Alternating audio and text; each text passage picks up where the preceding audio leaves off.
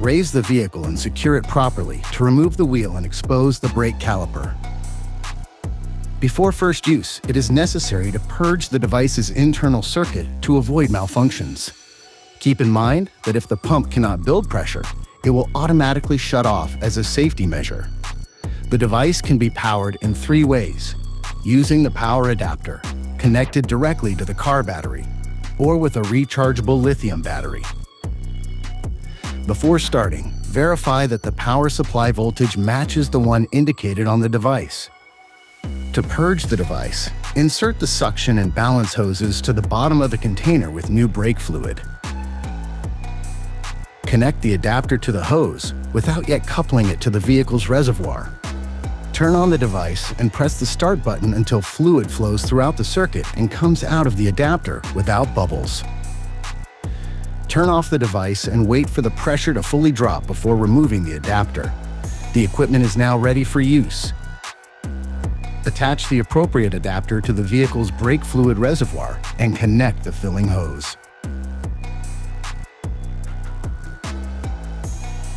Hang the recovery bottle using its hook and remove the bleeder screw cap from the brake caliper.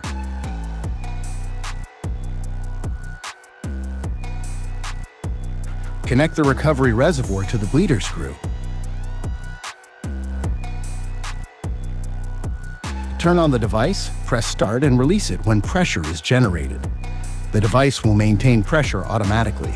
Adjust the pressure to reach the value recommended by the manufacturer without exceeding 2 bars. Check the installation for leaks at the brake fluid reservoir connection and ensure that the reservoir contains enough fluid to purge the system and avoid the presence of air. Open the bleeder screw and let the fluid flow until it comes out completely new and bubble-free. Repeat the process until the fluid comes out clean and without bubbles. Close the bleeder screw. Turn off the device and ensure the pressure has dropped to 0. Disconnect the filling hose and remove the adapter.